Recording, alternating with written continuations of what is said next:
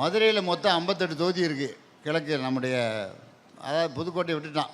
நம்முடைய அந்த நேரு அவர்களுடைய பொறுப்பில் இருக்கின்ற திருச்சி மண்டலத்தில் புதுக்கோட்டையை விட்டதுனால 6 தொகுதி குறைஞ்சிருக்கு.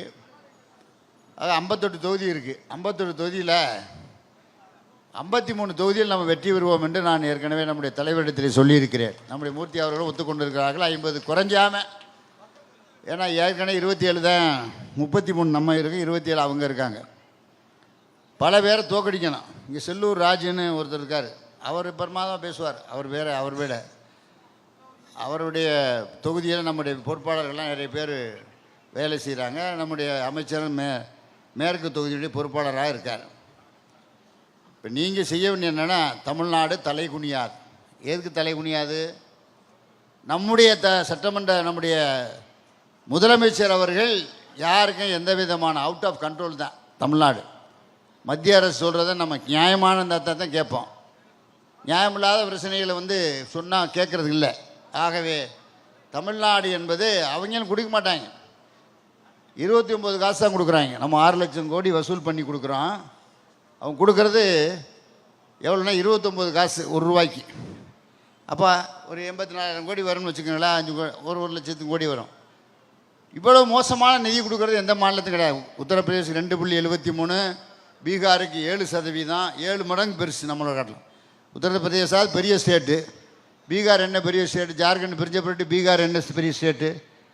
ஆகவே தமிழ்நாட்டை பொறுத்த மட்டில் பிஜேபி என்பது கால் ஊன்ற முடியாது. இப்போ அதிமுக இருந்துச்சு, அது எம்ஜிஆர் ஜெயலலிதாவோட போச்சு. திராவிட இயக்கம் தான் நம்முடைய அண்ணா அவர்கள் தொடங்கிய இயக்கம். இது திராவிட முன்னேற்ற கழகம். ஆகவே அதிமுகவில் இருக்கிறவர்கள்லாம் தொண்டர்கள்லாம் வந்துட்டாங்க. இப்போ யார் இருக்கிறதுங்க? யாரும் கிடையாது.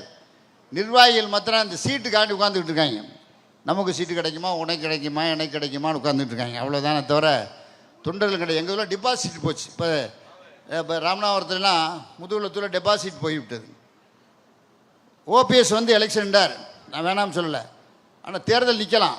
இப்போ நாங்கள் 13 தேர்தல் வந்திருக்கு. 13 தேர்தலில் 8 தேர்தலில் ஜெயிச்சிருக்கேன், 4 தேர்தலில் தோற்றுருக்கேன். அதுக்கான வருத்தப்பட்டது இல்லை. 12 தேர்தலில் 13ஆவது தேர்தல் நிற்க போகிற ஜெயிக்க போகிறோம்.